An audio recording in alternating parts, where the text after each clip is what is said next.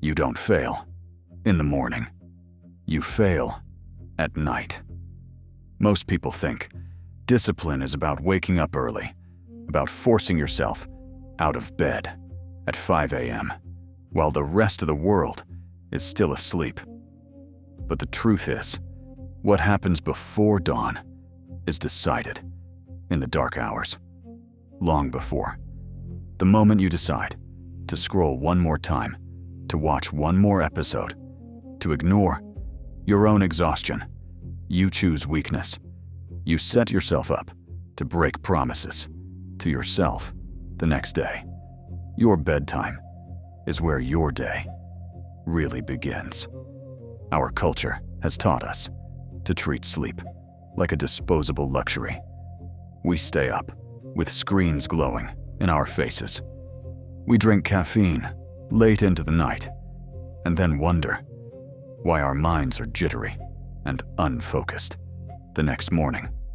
We cram tasks, emails, and endless feeds of information into every spare minute. Then we complain that we have no willpower because we snooze the alarm 6 times and crave sugar to get through the day. But it's not that we are lazy. It's that we have been sabotaging our own biology and expecting discipline to bloom in a barren field. Scientists have shown that poor sleep isn't just about feeling tired. It's about losing yourself. When you cut your sleep short, your brain struggles to regulate your impulses and emotions. Suddenly, everything feels more overwhelming. Your patience disappears, and the simplest distraction sends you spiraling. The quality of your sleep is directly linked to your capacity for self-control and to the way you process positive and negative emotions. When you sleep well, you are more patient and less reactive. When you don't, you become prey to your fears and cravings. This is not a character flaw. It's your nervous system crying out for rest. There's another enemy sleeping in your bedroom: blue light. The blue glow of your phone and laptop tells your brain that it's still daytime. Even dim light can delay the release of melatonin, the hormone that signals your body to wind down. Researchers have found that blue light suppresses melatonin more powerfully than other wavelengths and can shift your internal clock so that you stay alert long after you should be asleep. It's no wonder you can't fall asleep easily when you stare at your phone in bed. By keeping your screen close, you trick your body into thinking the sun is still high in the sky. Your circadian rhythm is thrown into chaos, and your discipline suffers in silence. Imagine a Viking on night watch. He knows that his tribe's survival depends on his vigilance, yet he also knows that tomorrow's battle requires strength. He cannot afford to waste his night by playing with fire or drinking himself to oblivion. Instead, he sharpens his senses under the stars, then hands over the watch, wraps himself in fur, and sleeps deeply so that he can rise before the sun.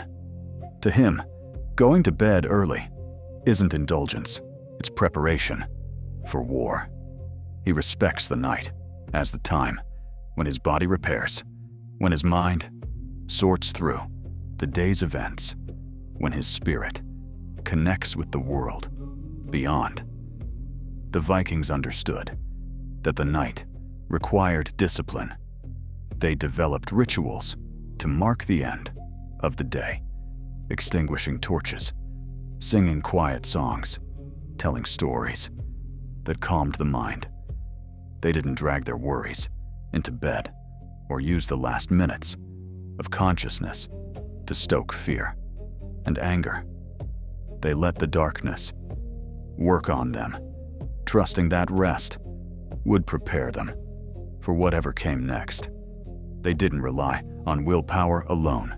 They respected the cycles of nature.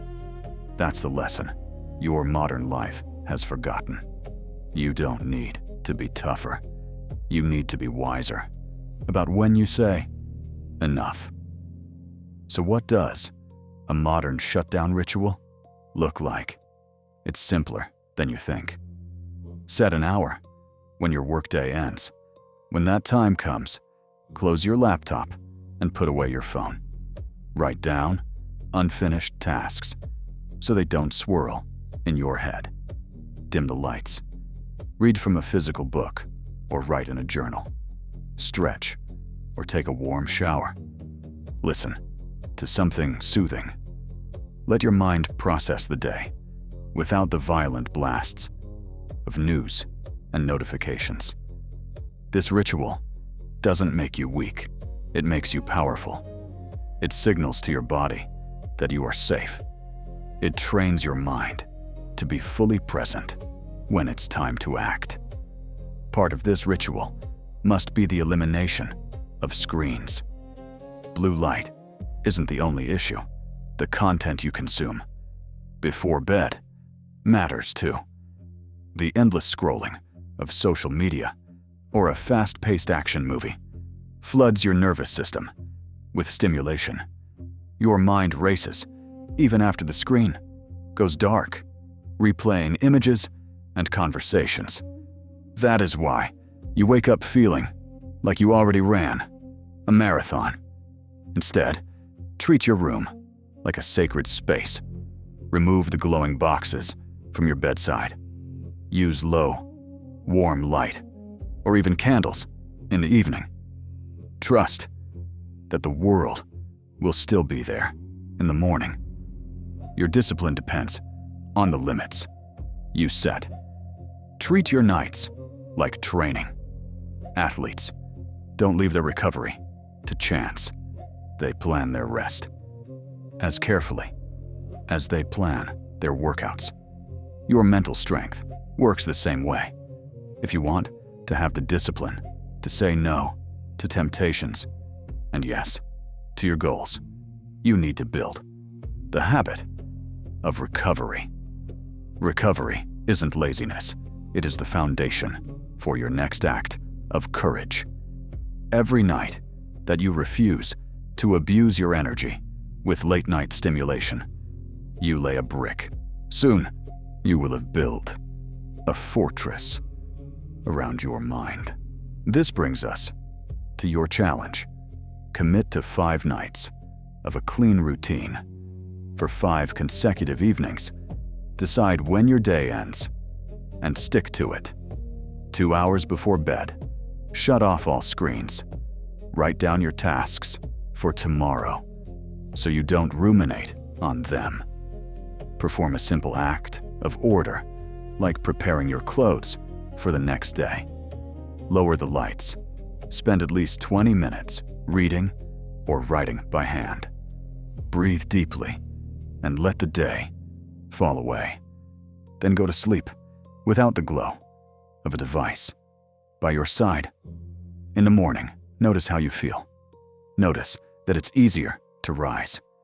Notice that your cravings don't bark as loudly. 5 nights is enough to feel the difference between a body starved of rest and a body that knows peace. Each night, you keep this promise to yourself. Your self-trust grows. Discipline isn't a single grand gesture. It's built of small, repeated acts of respect. When you follow your own rules, your mind becomes an ally rather than a saboteur. You'll notice that you have more mental space to think, that you aren't so quick to get irritated, that your morning routine becomes smoother. You'll see that discipline is less about forcing yourself to perform and more about designing your environment so that temptation loses its power. Your nights are the first environment you need to master. Good sleep does more than boost willpower. It boosts your mood.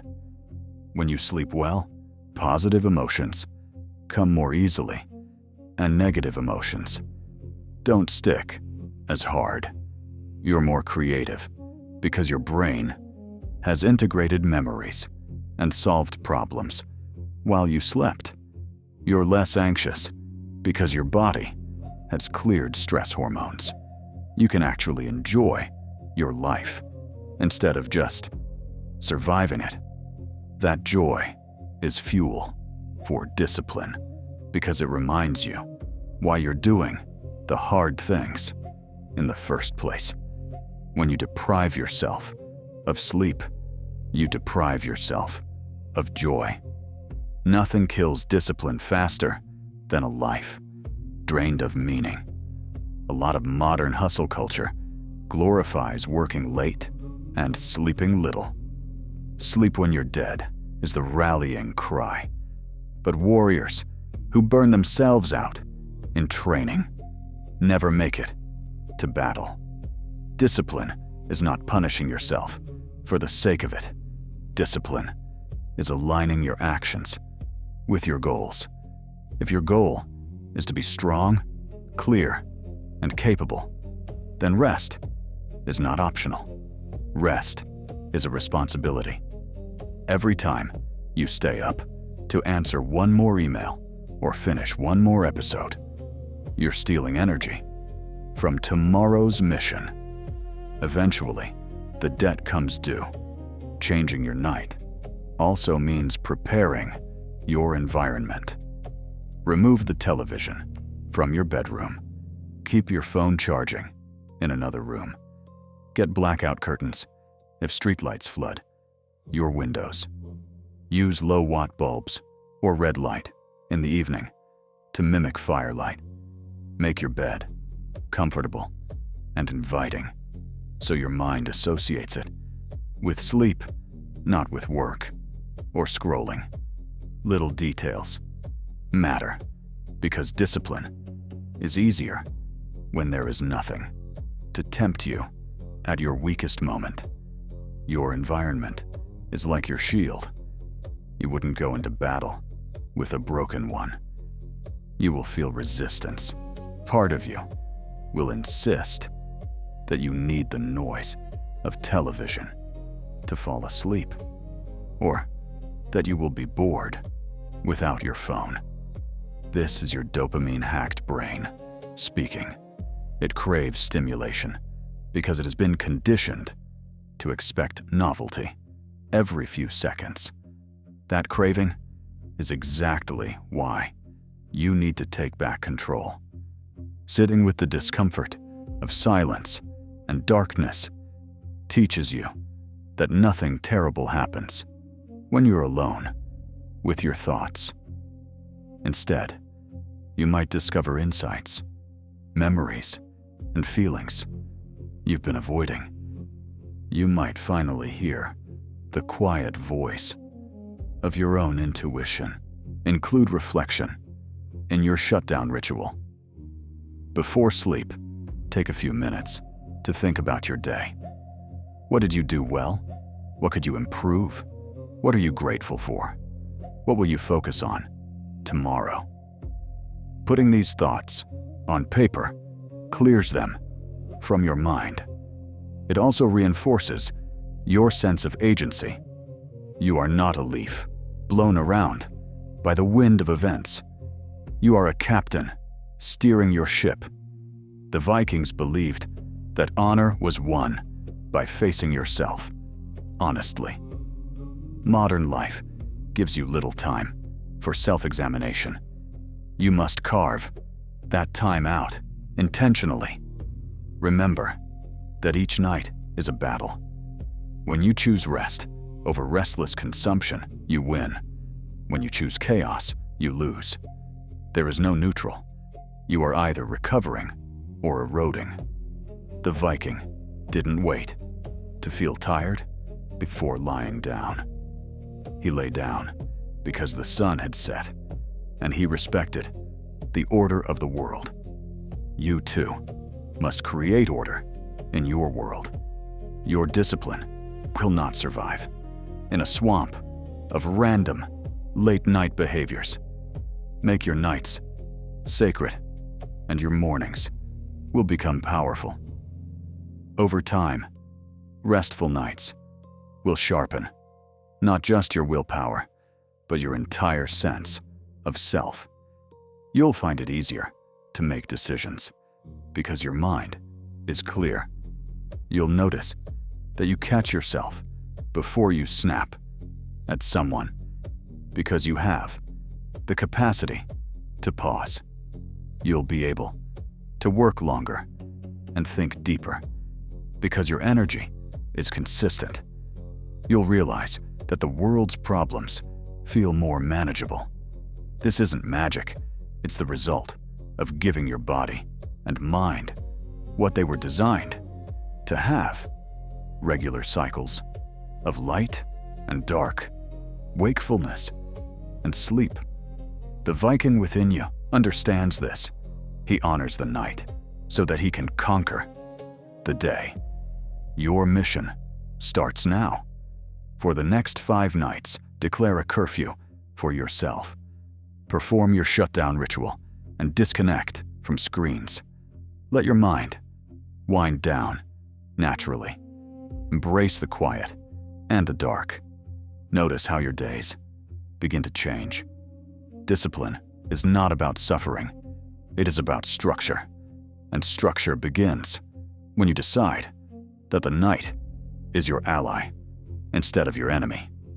Do this, and you will discover a strength you've never felt before. It's waiting for you in the dark, just beyond the glowing screen. Turn it off and find it. Think again about our Viking on night watch. He listens to the wolves howling in the distance, hears the waves slap against the hull, tastes the cold air.